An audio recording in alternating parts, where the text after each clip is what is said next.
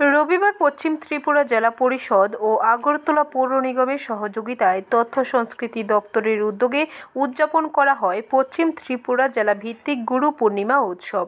আগরতলা মুক্তধারা অডিটোরিয়ামে উপস্থিত ছিলেন রাজ্যসভার সাংসদ রাজীব ভট্টাচার্য সহ অন্যান্যরা।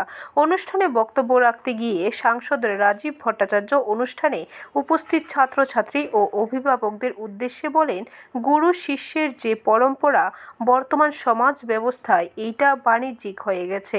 গুরু পূর্ণিমা উৎসব পালন করার মূল উদ্দেশ্য হচ্ছে গুরু শিষ্যর পরম্পরা যেন কোনোদিন বিলুপ্তি না হয়। গুরুরা শিষ্যদের দান করে থাকেন, তাই গুরুদের প্রতি সর্বদা শ্রদ্ধা ও সম্মান জানাতে হবে।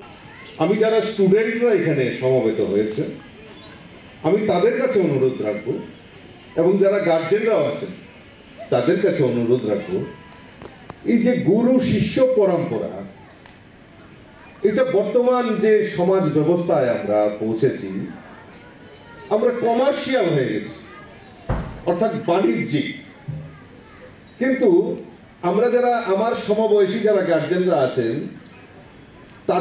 তারা নিশ্চয়ই অনুধাবন করবেন যে আমার বক্তব্যগুলি আমার সঙ্গে একমত হবেন আশা করি।